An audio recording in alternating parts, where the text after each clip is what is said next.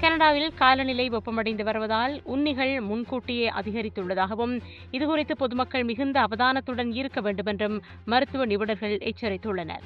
வழக்கமாக ஏப்ரல் மாத இறுதியில் தொடங்கும் உண்ணி சீசன் இந்த ஆண்டு பல மாகாணங்களில் முன்கூட்டியே தொடங்கியுள்ளது. குறிப்பாக பிளாக் லெக் டிக்ஸ் கடியால் பரவும் லைம் டிசீஸ் குறித்து அதிக எச்சரிக்கை விடுக்கப்பட்டுள்ளது. மவுண்ட் அலிசன் யூனிவர்சிட்டி பேராசிரியர் வெட்லாய்ட் கூறுகையில், கடந்த குளிர்காலத்தில் பெய்த கடும் பனி ஒரு போர்வை போல செயற்பட்டு மண்ணுக்கு அடியில் உண்ணிகள் அழியாமல் பாதுகாத்துள்ளதால் தற்போது அவற்றின் எண்ணிக்கை அதிகரித்துள்ளதாக தெரிவித்தார். உண்ணி கடியால் லைம் நோய் மட்டுமன்றி வேறு நோய்களும் பரவ வாய்ப்புள்ளது. அதிக சோர்வு, மூட்டுவலி, நரம்பு வலி, முக தசைவாதம் உள்ளிட்டவை இதன் முக்கிய அறிகுறிகளாகும் என்று டாக்டர் ஐசாக் போகோச் எச்சரித்துள்ளார்.